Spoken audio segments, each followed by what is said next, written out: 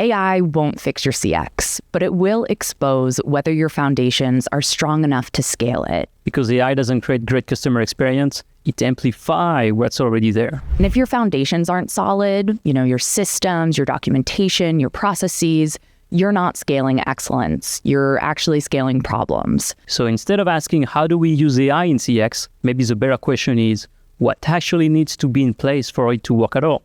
In this episode, we're joined by Leeor Cohen, founder and CEO of CreateCX, to break down how to think about AI in a much more practical way, from building the right foundations to a crawl, walk, and run approach. This is CX After Hours. Let's get into it.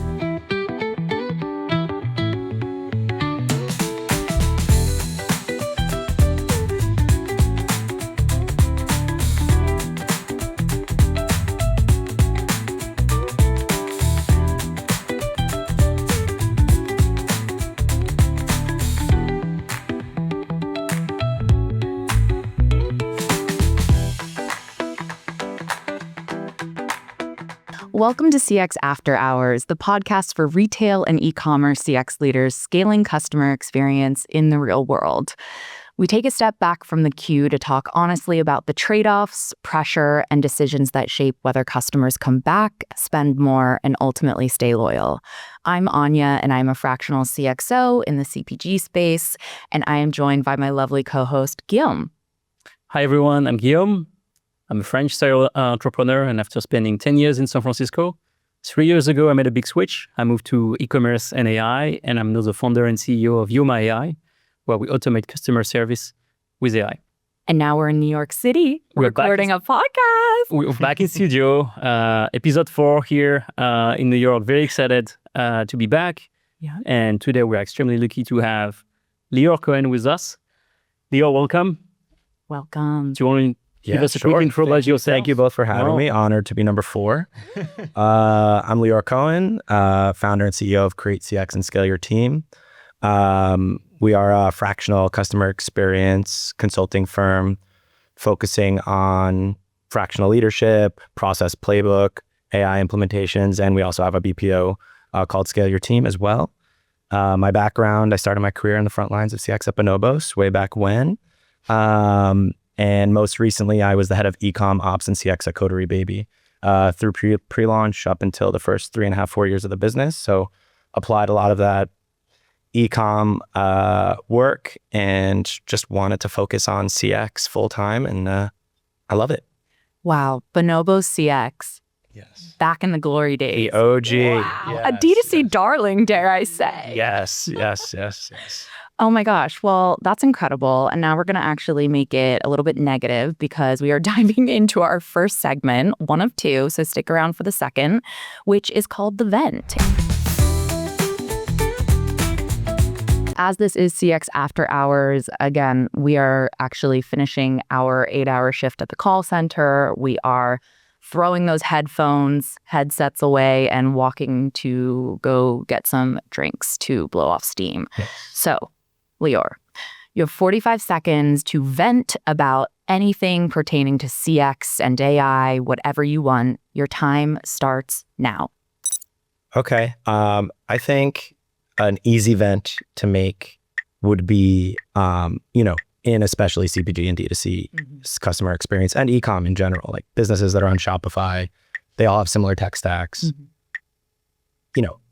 People think that this is rocket science. It's not rocket science. It's making one right decision after the other. And so I think the vent specifically that we see all the time is, should we switch Helpdesks? Should we switch AI platforms? Should we switch BPOs? And the grass is not always greener. Like it is always about the decisions that you're making inside of the tech stack. Obviously there are edge cases, but by and large, there's so much effort into looking for the newest tool. But most of them have a lot of feature parity, and it's about like putting one foot in front of the other. And so I think people are always looking for the new shiny thing, and sometimes what they have just needs to be optimized. And when you say tech stack, because yes, like, is there a specific part of the tech stack that you view as the biggest mistake for people to kind of jump the gun and switch? Yeah, I mean, I think up until a year and a half ago, 2 years ago, since we are on a CX podcast, the Helpdesk is the most obvious thing. And, they help you send emails. They help you aggregate your social comments. They help you with live chat, categorize your phone calls. And so, by and large, like that it's not something that needs to be switched. It's something that has to be cleaned up. Or a lot of what somebody said this to me on a sales call a couple months ago, which really stuck with me, is like, what you do is Helpdesk Hygiene or CX Hygiene. And it's like the hygiene is important because it's not necessarily the tool, it's what you're doing with it. Right. And I think AI tools, similarly now in this era, it's largely the same, right? It's what you, like, inputs create good outputs, right? And those inputs are so much more important in this age, especially because you have to be very specific. And so always shopping for new vendors fills up your calendar, but it's not always the right way to spend your time. So what do you tell to your clients when, they tell you like, hey, I'm thinking about changing Helpdesk or changing tool? Like, do you have a specific pushback? Because usually that kind of migration is going to take months. It's going to be a huge pain for the team, right? And they expect to get some win out of it. I think it's like, give us some time to show you that it's not about the help desk. Like, we start all of our engagements on like a 3-month audit, sprint, refresh. If at some point in there we decide some core feature that you're looking for is not there, or the pricing model of Helpdesk A versus Helpdesk B is cost prohibitive, but we ask to show them the way versus just rip it out and change it. Changing from one to another might not take months if you know what you're doing, but I think like when you come in at a level like Anya does or myself, it's like, we are the experts. We've seen this multiple times. Let us show you the way, and prove to you that it's not about the tool that you're on. And that's not for 100%, but for the majority. That being said, I do have preferences, and I think it is. I don't want to say preferences. It's okay. That's why I said A. Maybe to ask at some point. I mean, A and B. I'm like, I do have preferences. UX UI is a huge part of it because it's like, how difficult is it to pull the data that you need? For sure. And then, I mean, again, you're dealing with, I really say like I'm platform agnostic, because you also, as a fractional, you're serving the client and their budget needs. And that, I feel like in recent years, it's not just been about what's going to give us, a better experience. It's like, how do we decrease this cost? Yeah, decrease or maintain and get automation out of it.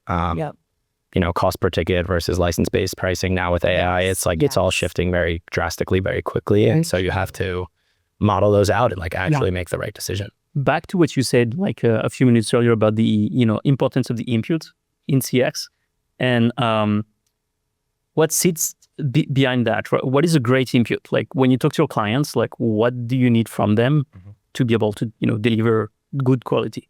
Yeah. So we always say like, we are not the experts on your business. Like, you know your business better than we ever will. But what we can do, and do very thoughtfully, is predict all the questions or bottlenecks that customers are going to encounter before they buy, when they buy, after they buy, when they have an issue. And when I started doing this 7 years ago from a consulting perspective, I didn't realize that, those simple questions and answers, when you're full-time W-2 at a brand, you are answering to people up, down, on the side. You never take the time to think through those simplicities. And they are like, if you do a go shop, right, on your brand, and you're like, I don't know anything about this, let me just click through the website, homepage, PDP, checkout, get that confirmation email.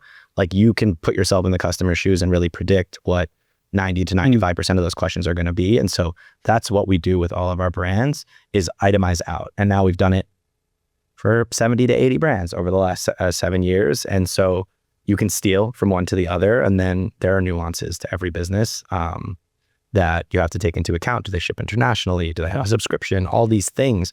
But I think like that's the cool part about coming in as a consultant, is the person in the seat at the brand is so wrapped up in their world that we allow them to take a step back and say, we're going to put this all pen to paper. We're going to go answer and create these inputs. And it's not set it and forget it.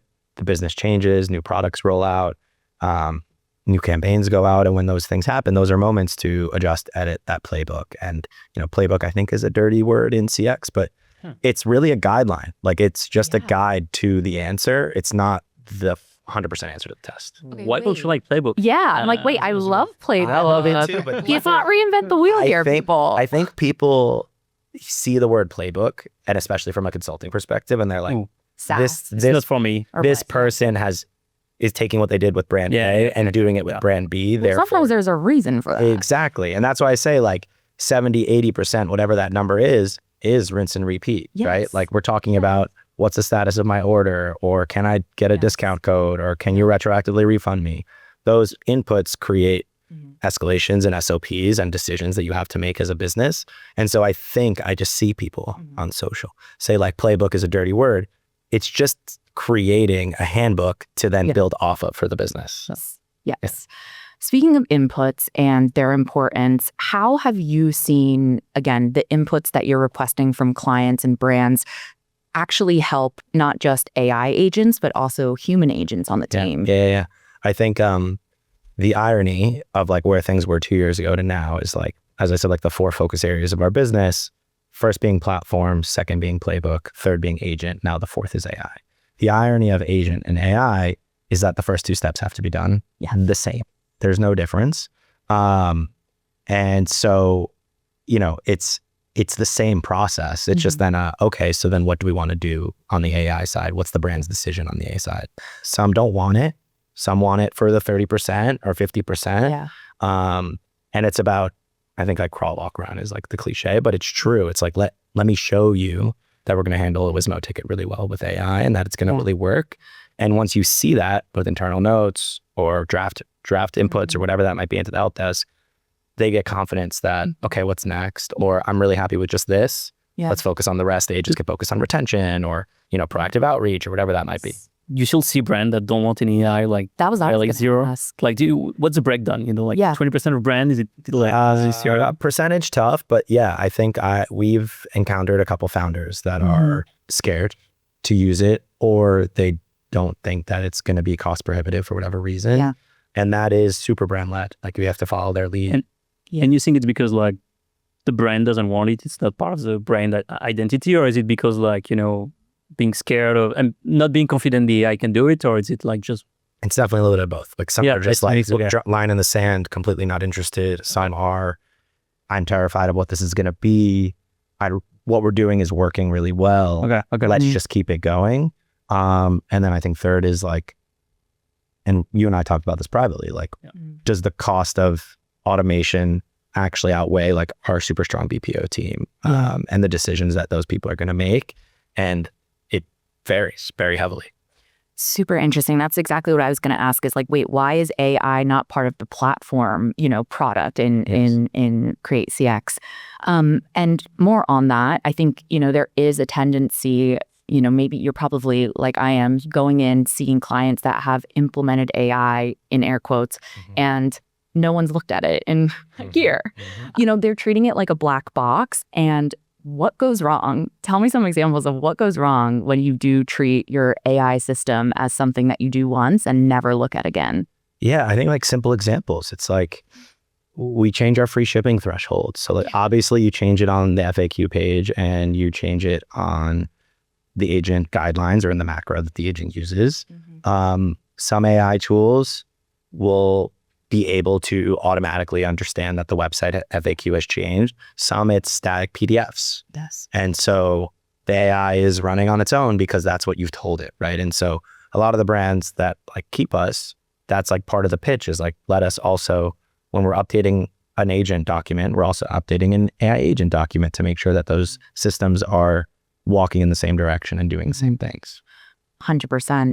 And, you've talked in the past and described AI kind of like a junior agent, a junior employee. I think Mike also talked about this, and I really believe this as well, is it's really a staffing strategy.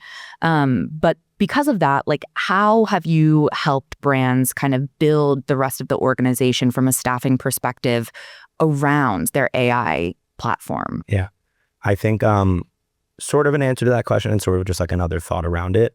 Like most people are going to come to you and say, let's solve subscription updates. So let's solve Wizmos. Yep. We've had a couple of brands that's not a huge issue for them.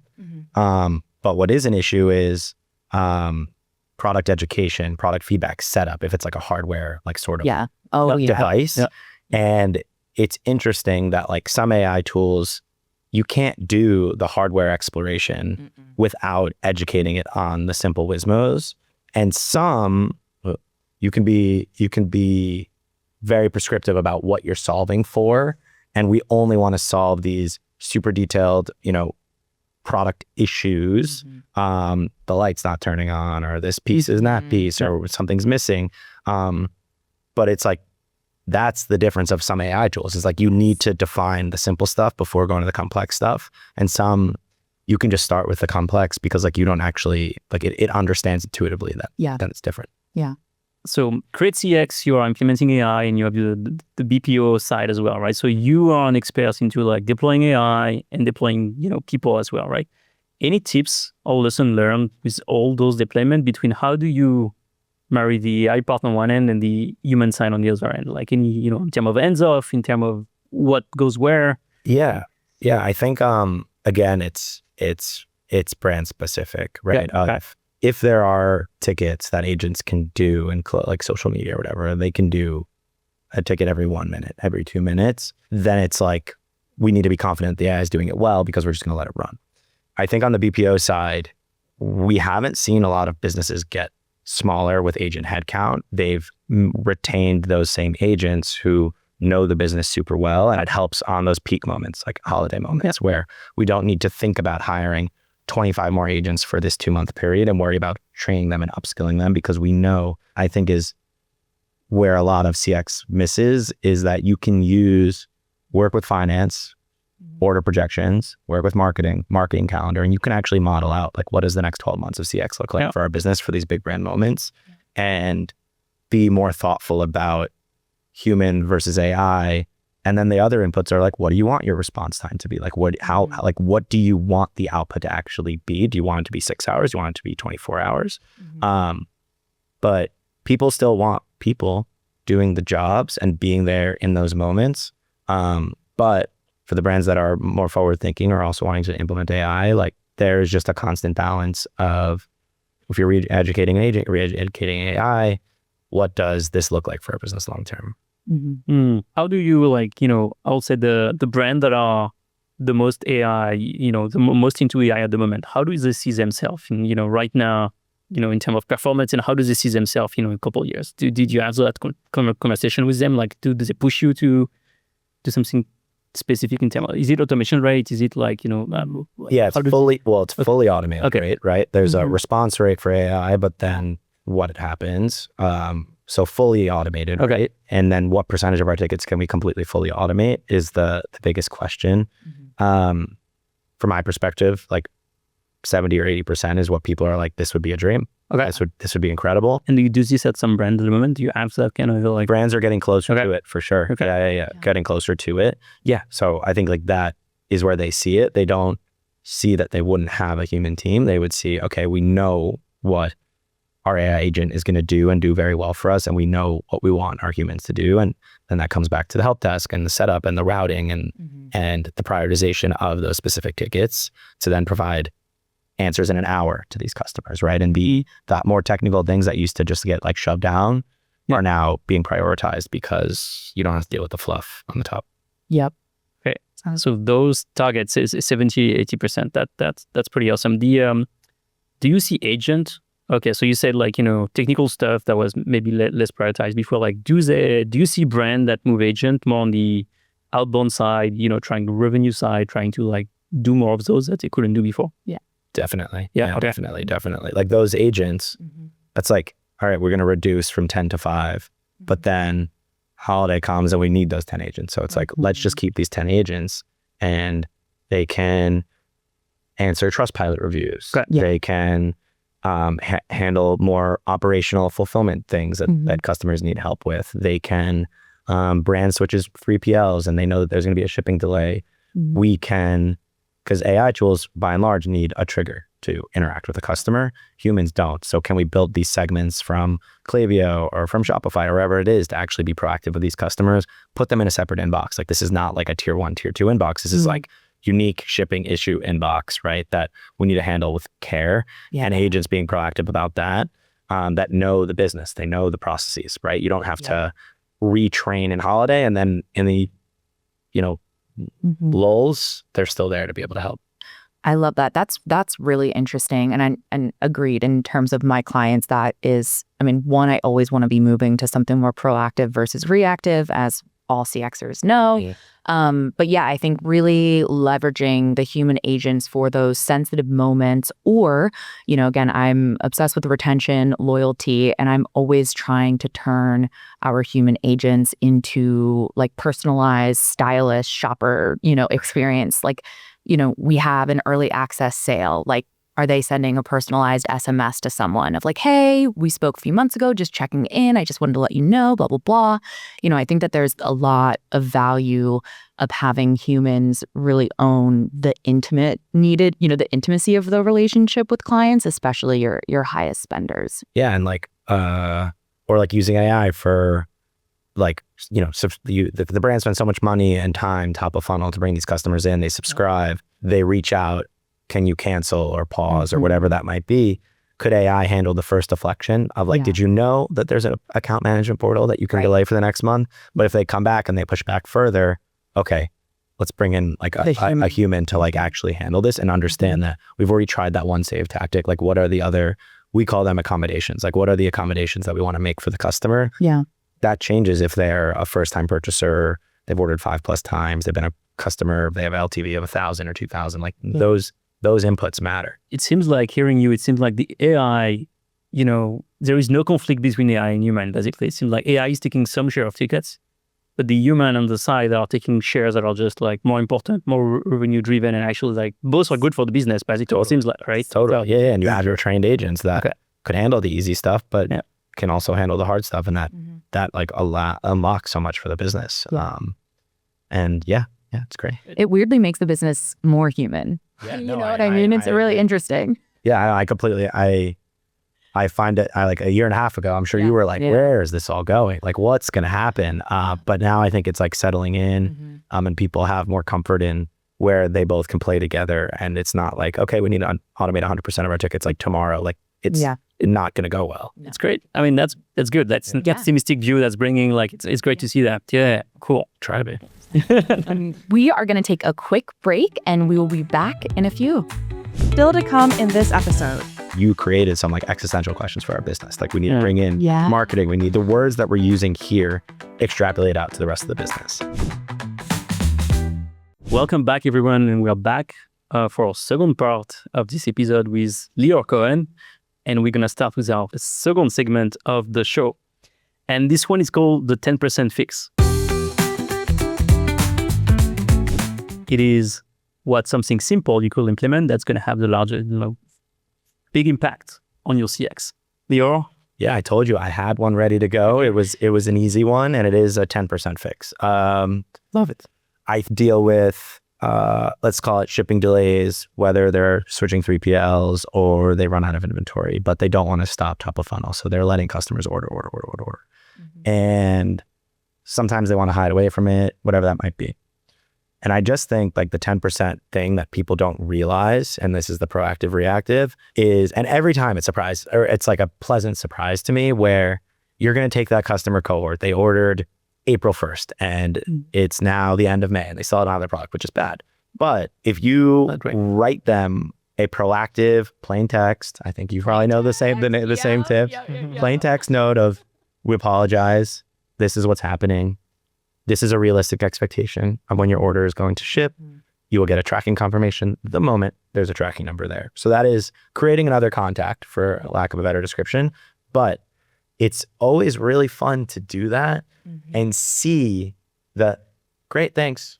Literally. Right? Like Literally. there's going to be people that are pissed and refund or cancel. Sure. But the like, great, thank you. Like, and that's so that's the 10% fix that I just think people are so scared to do that. Yes. And if it's thoughtful and honest and human, so it goes pretty well. It goes really well. Yeah. It really does. Good 10%. Good. It was a good one. So like basically being honest and transparent is a good attribute for a brand, right? Wow. It's crazy, but it goes a long way. It's crazy. And realistic, right? Like we're not, we expect your order to ship by next Friday. Yeah. You will get a shipping confirmation when it goes out. Giving them that like confidence that you're on top of it, that you haven't thought about it or forgot about it is so important. And that's something you see like most brands just don't think. I mean, is it because they jump too much into to dealing with fires? They don't think of it, or like is like they just don't. I think a lot of brands don't like to talk to customers. They don't want to talk to customers. They don't want to admit defeat in the situation. They think that more customers are going to be like, I don't want my order. Cancel it. But they ordered from you for a reason. Yes. And just setting realistic expectations is all people want, because if they don't hear from you, especially if it's a first-time customer, they're going to be like, scam.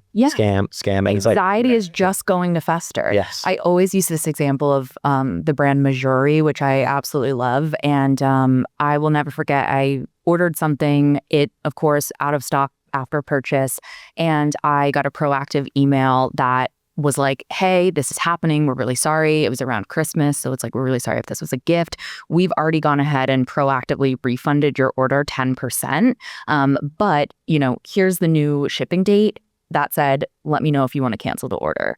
And just giving that choice and then the proactive make good. I mean, I'll be a customer for life. I think that, again, that's a risk. A lot of brands, and again, not saying that you have to offer, a 10% off future purchase or like a retroactive refund, but, just the transparency it's pretty, I mean, this is turning an issue into an opportunity, right? Basically, the brand had the issue and now they'll turn that into...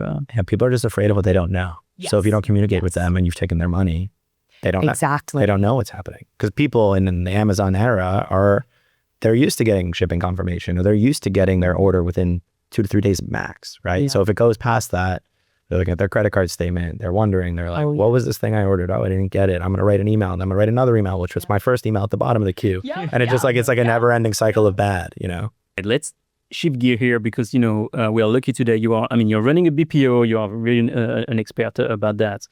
I have some tricky question for you. All right, like a few weeks ago, I posted on LinkedIn about BPOs in general, especially the very large one like Teleperformance, Concentrix, looking at their stock Not price. Not naming names, but yeah. Oh yeah. Well, I mean, I guess it's getting more interesting if we do names a few people. We might end the show with Helpdesk names at some point. Why not resist? A, B, C, D, E. A, B, C, D. All right.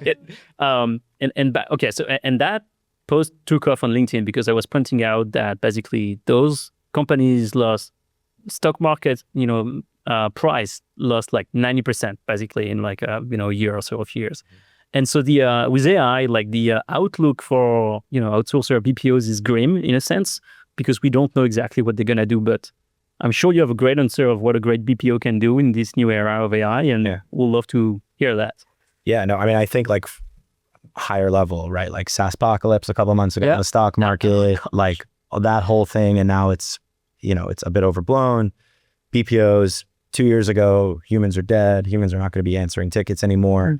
I think having the right BPO partner is just the most important thing. Like I don't even talk that much about scale your team, because it's just a piece of what CreateCX does, and not the core. But the way I thought about it when we started it was a boutique staffing business that helps businesses find 1 or 2 people, dedicated people that want to commit to your brand, that want to be a part of something that they're going to be invested in. When you talk to people in the Philippines or wherever the BPOs might be, and most of our agents are in the Philippines, it's funny because they're like, I'd be grateful to have a client, or like this client I had. And I'm like, no, like it's a job. Like we want you to work for this brand, hopefully for years to come. Like that is the goal. And so a lot of the BPOs, they have big fancy offices, they have account managers, they have all these things. And they charge a premium for that, or for this like team lead that is working across 8 different brands. It's like not really a team lead. Like we've taken the approach of, one-to-one human hiring.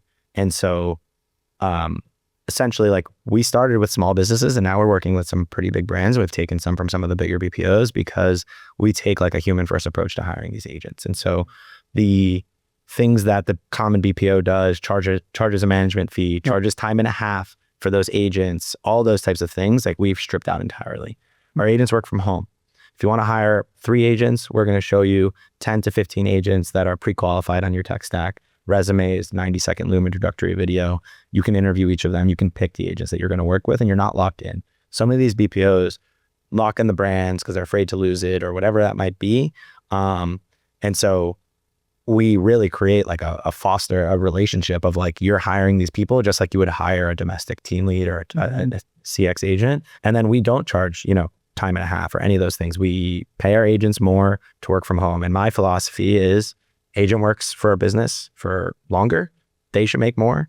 We should take less. Like that is 100% like the only way a BPO should be thinking, because it is human first. Like these agents want a job, they want a career, they don't want a reason to go work for, I'm sure you've seen it, like this agent's moonlighting for another one and they have 2 or 3 brands. And like my goal is work for this one company, show up to work like any of us would for 8 hours a day or whatever that shift is, and then go live your life, be with your family, be with your friends, like be comfortable in your life because you have a job that actually cares about you.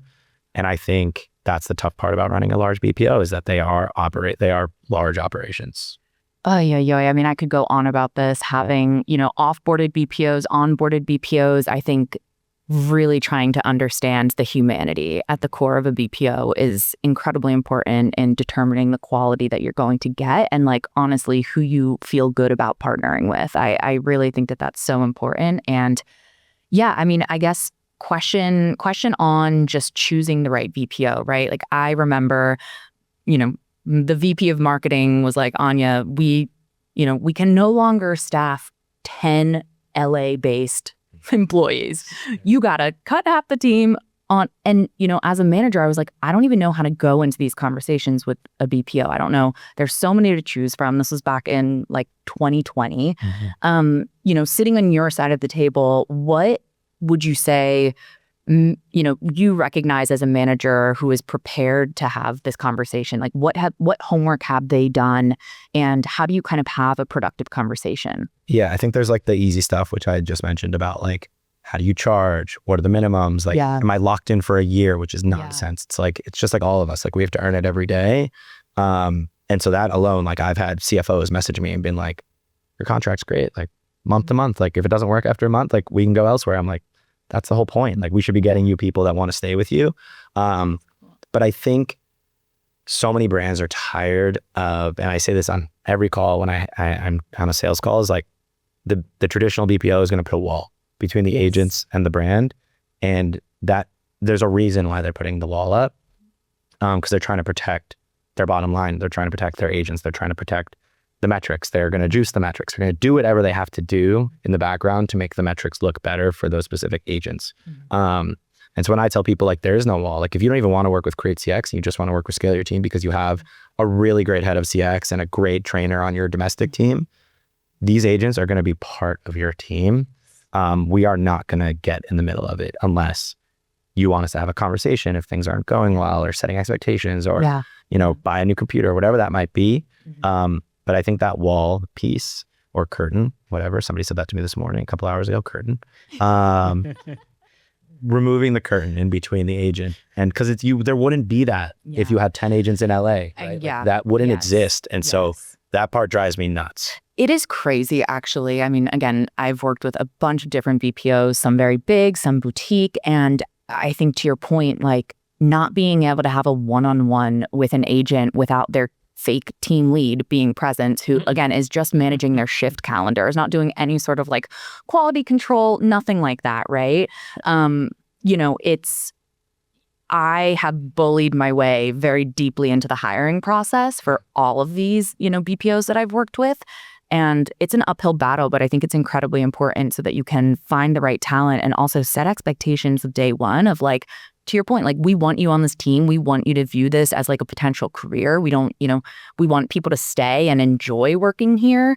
And also these are our expectations is, brand, voice, tone, style, like really getting in there, which again is not something that these large BPOs want you to have access to. No, I think like the large BPOs are like, oh, we have our playbook. Correct. Active playbook. Yeah. But it's like, that doesn't work when you're, you have, I don't even know how many like clients they work with 1,000 brands. Like it just simply doesn't work.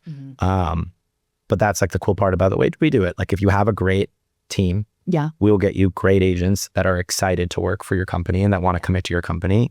And if you have a really lean team, or we work with a couple pre-launch brands where they hire CreateCX to be the head of CX. We start with one agent who's been with them from day one. That's upskilling. And then once it's time for a second or third agent, that agent is helping us with the training. Like everyone's it's like it's a collaborative experience. And then I think the hiring piece, like people always say like the Loom video and the resume is like so novel, and they're like, how'd you think of it? And I'm like, I don't know, like it's just like a good way. It's a good way to meet a person.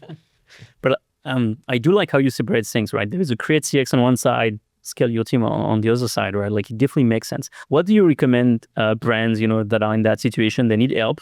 Why should they internalize? What should should they look, someone like you for CreateCX, or why should they look for Scale Your Team? Like what are the steps? How, as a brand, I'm growing, what do I think of? Yeah. What are the trade-offs? On the BPO side, if you're shopping for a new BPO, we'll put our hat in the ring. Some people say like, we want more infrastructure. We want our agents in an office. Like we want those things. Fine. Like we might not be the one for you. Yeah. I think then on the CreateCX to Scale Your Team side, on the CreateCX side, I don't know how you've experienced it, but like super lean. Like they don't even know how many tickets they're going to get. Like they don't know anything about what the volume is going to look like. No. We like being the first head of CX at this company. Okay. Because you arrive early. Like we are pre-launch. Yeah, pre-launch is fun for us because we get to create it from the day one. Okay. There will be then a point where, okay, let's hire one agent. Like let's start building this tech stack the right way on the CreateCX side. Let's find the right single human agent to train up on everything from day one or day 30, because they've just went live on their website and they're starting to get tickets. But then also I think the value of CreateCX is for the larger brands, whatever large can be defined as, 50 million a year, 100 million. We have a couple $250, $300 million brands that we work with. They have a director internally, and we need that director internally, right? Like they are the internal customer champion, but we allow the business to stay lean because we're going to handle the processes, we're handling the reporting, we're handling the back end of the help desk and all the integrations and the AI. And so that unlocks what used to be, we have a domestic team of 25 and we have 50 offshore agents. Like, do you need a domestic team of 25? You probably need a domestic team of 3, I would argue, like at most with CreateCX, and then whatever the right size BPO is. So, people always ask, like, what do I prefer? Like the bigger businesses or the smaller businesses? And the answer is like kind of tough because I like both so much. The bigger businesses are really fun, and like they're more challenging because there are more senior people that we have to report to, not just CX people, but CFOs, VP of digital, product team, right? And we're building returns reports or product feedback reports, or like going really deep for them on specific things, or exploring new technologies. And so they get a VP level operating partner for a fraction of the cost was the philosophy behind the business. And it's been proven out. But there's a couple businesses that we work with now that were at 0, 18 months ago when they launched. And now they're doing, 5 to 10 million a month. And we're still the head of CX because we've been with them since day one. And it's good to be here early. Yeah. And they trust us. Like, really good.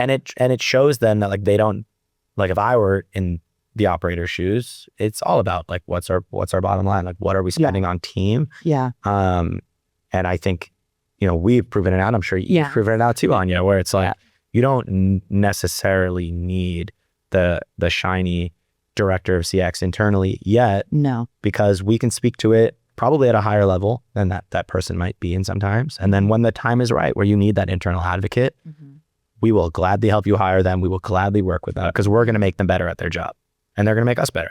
That's something, and I mean, I don't know about you, but I have reached inflection points with brands where I'm like, okay, you actually need to hire a full-time director, and I'm happy to help you source that person and, create, the interview panel for them. This is actually a kind of an AI question, but I know you've said in the past that you think AI really needs to be, thought of internally and managed, kind of internally.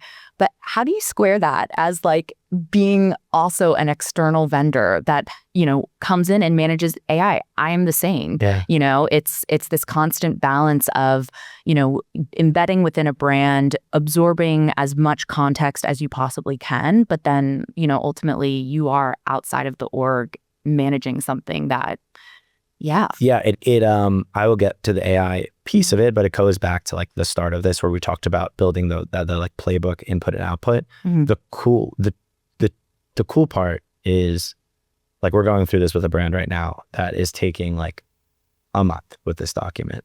And the reason why they're taking a month with this document is because, well, it's not a short document because it's defining everything in their business, but they said to us, like, you created some like existential questions for our business. Like, we need to bring in marketing, we need to bring in legal, we need to bring in all these people to make sure that the words that we're using here extrapolate out to the rest of the business. Yeah. And so that's actually the fun part, is like building a CX playbook. When I first started doing it, is like, this is for CX. But very quickly, and there have been so many moments over the last 7-8 years where we build this and they're like, we're sending this to every employee at the company to read. Whenever we have a new employee start, this is like an internal operating handbook. Like, this is defining what we are as a business and how we speak to all these different components. And so once we have that wrapped up, or V1 of that wrapped up, then it's okay. This is approved. Brand has approved it. Legal has approved it. The CEO has approved it. Now we will take what's been approved and stamped and start build the bedrock of what that AI implementation looks like, and build off of it from there. And so, you know, we are going into the AI tools every day, multiple times a week, to look at the things that we want to improve for our brands. And you're seeing this right now with my team, literally this morning in Slack. You have to care for it every single day. It goes bad when you trust somebody like us and somebody's like, it's been a month. Like, have you looked at the exceptions? Have you looked at what's going on in here? So that is part of our job that we don't take lightly, you know, at all. And even an offshore agent that is like shown to be very proficient and really, really strong can help with that QA as well, because they know what a good conversation looks like. Absolutely. Yeah, I like the playbook sayings, like the you know, having that great document before you actually start. That's so important. Like, we have brands sometimes they don't have CreateCX, or they come on their own and they're unprepared and they want to adopt AI, you know, like, okay, but what's your SOP? Like, what should we do at that? And, you know, no idea. So like, you do need that strong foundation. We used to get our business from the help desks. Like, when I started 5 or 6 years ago, and we still do, but now we get our business also from AI companies that are like, we met with this brand, they have no idea what they're doing. Can you work with them? And I'm like, that's also a perfect implementation. But I do wonder how it works with human, though. You know, like, if there are no processes for, you know, even with human, like, it's random. It's also human stuff. No, exactly. I mean, it is shocking how many very large brands do not have any sort of internal knowledge base and have never actually like taken the time to come together and, to your point, hash out some of these fundamental questions. And yeah, it is really, really fascinating. But yeah, referrals from tech partners and stuff those are always really good, because you can kind of come in and blow things up and rebuild the right way. Yeah, and once you get pretty proficient, you can do it again. Yeah. Totally. I guess we're getting close to the end here. Leeor, any final thought for a CX manager that's trying to do more with AI? Any low-hanging fruit, anything you feel that, because you have, you know, your team and yourself, you know, you actually, I think, have deployed a lot of different tools, so you have good overview of the market, probably one of the best, you know, the best overview, like the best. I mean, the best. It's one of the best for sure, I think. But like, anything, tips for, you know, brands, or like, you know, people, just CX manager, trying to get more out of AI. I mean, the first point, I don't remember what the section was called, but when we talked about like the grass isn't always greener. New tools. Oh yeah. You know, and if the vendor's not willing to do this, immediate red flag, but they should be working with multiple businesses in your same sort of industry that are working with them already. If they don't have a proof of concept that they're willing to introduce you to the head of CX at this other company that's actually living in it right now, I don't know why you wouldn't take a referral, but you should be taking a referral call and a reference call. I mean, I also think, like, I think I did this with you too. I was like, I don't really want to see a deck. Like, I just want to see the platform. Like, I just want you to show me the platform and like, show me where I'm clicking, show me where I do this, X, that, and the other thing. And I think so much of sales has become just following what the CRO is putting you through and the pacing of it all. But like, break that cycle to be like exactly what you want to get out of this, because they are selling to you and your preferences. And I think,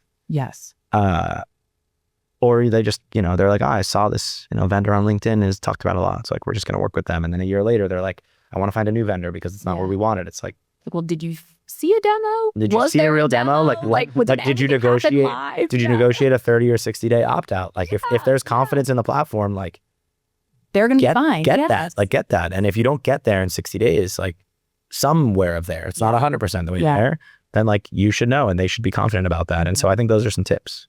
I think, I mean, I know we're wrapping up, but I think CX leaders, and again, we've talked about this across conversations about courage and like speaking up. So many people have a hard time advocating for themselves with vendors, and do it. You're paying them. Force them to do a quarterly audit on your setup. Compare, what automation rate is with other brands in a similar vertical, and what they're doing. I mean, use these vendors who have access to a bunch of other brands to your advantage. Yeah.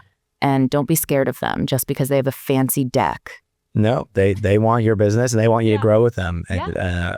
And, it's from the salesperson also to the implementation account manager. I think like that's always so lost too. Is like the salesperson's going to say one thing, the implementation manager or the onboarding manager is going to be doing this for 25 brands. Like you have to feel a little special. You have to make your voice heard. Absolutely. And don't just take it at face value. 100%. Yeah. Where can we follow you? You're online. You can email me, leeor@createcx.co. You can find me on LinkedIn, all the regular places. Not a huge poster. I'll repost this, obviously. Thank you. But yeah, you can find me on all the regular places. Would love to have a chat about anything we talked about today. Or if it's just to shoot the shit. I'm available. Yeah. Those are the most fun calls oftentimes. Absolutely. Yeah. Absolutely. Thanks for joining us. Thank you both for thinking of me and having me. I really appreciate it. Fun conversation. Absolutely. Well, thank you both, and thank you for listening. That was our 4th episode of CX After Hours. So we'll see you next time on the show. But before, don't forget to subscribe on your favorite podcast app. Watch us online. We're on YouTube. We're on yuma.ai/podcast. On Spotify, whatever podcast app you use, and don't forget to share this with your friend, fellow CX leader. We are a lot here in the industry, and lots of great feedback today and great insights. So do that. See you next time.